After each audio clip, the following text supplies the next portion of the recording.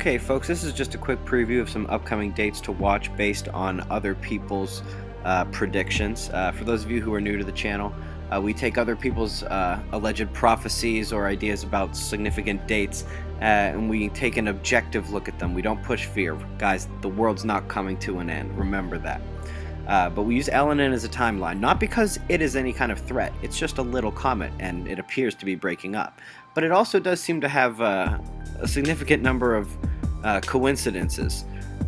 And you can click link number 1 below if you want to learn more about them. But it appears to have coincidences with significant Earth events, so we use it as a timeline.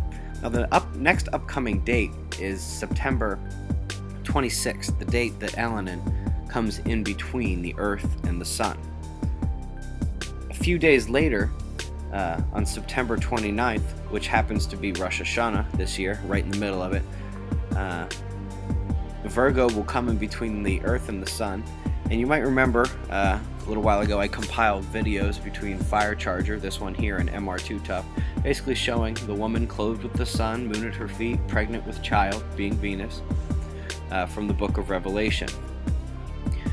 That book also talks about a red dragon. Now, MR2 Tough not looking for the red dragon, but seeking to show the world what's behind this blacked out region on the infrared IRAS overlay on Google Sky. Shows what can only be described as looking like 2 eyes and a mouth.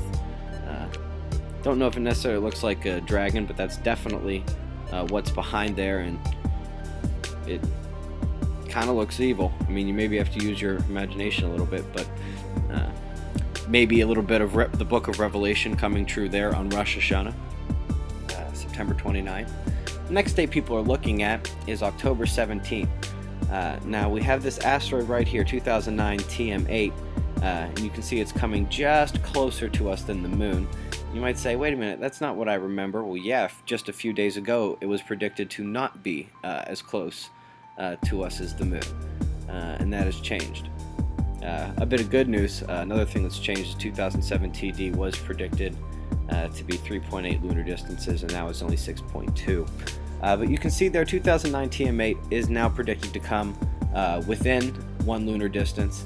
It's only 8 meters. It's not going to be near the Earth, and even if it was, that wouldn't make it through the atmosphere. But since this is kind of a new prediction, we can't say for sure where the moon's going to be, and I'm telling you, that would be a heck of a sight in the sky if that thing ended up hitting the moon, which is technically possible. We aren't sure where the moon's going to be in relation to this thing when it comes by. Now, we're not sure that if this JPL is using the 1.1 lunar distance minimum or the 0.9 lunar distance, but for the visual purposes of the JPL, it really doesn't matter.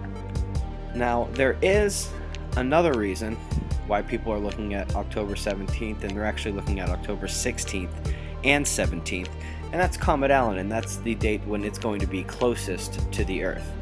That should be our best chance to view it, theoretically, if there's anything left of it by the time it gets there. The next date people are looking at is October 28th, and for a number of reasons. First, because a lot of people are saying that that's when the Mayan calendar ends, and second, because for those who follow the planetary alignments, they know that the alignment with Jupiter is really the earthquake maker, in terms of timing. Whether or not there's an actual causation beyond coincidence and correlation, who can say, but we know that Jupiter's the one that's really on point most of the time, and that's right there when the Mayan calendar ends at the end of October. The next date after that really is basically the entire start of November, when we're going to be passing through the debris tail of Comet Elenin, and on November 8th, YU55 passes by. A lot of people talking about that one. On November 11th, you see a fairly good or close alignment. It's not exact, but it's better than what some other people have been calling alignments the last few months.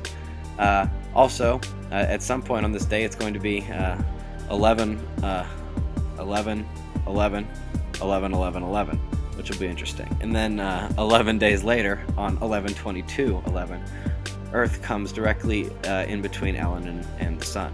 So that's just a few of the dates that people are talking about. It'll be interesting to see if any of them are correct. Be safe, everybody.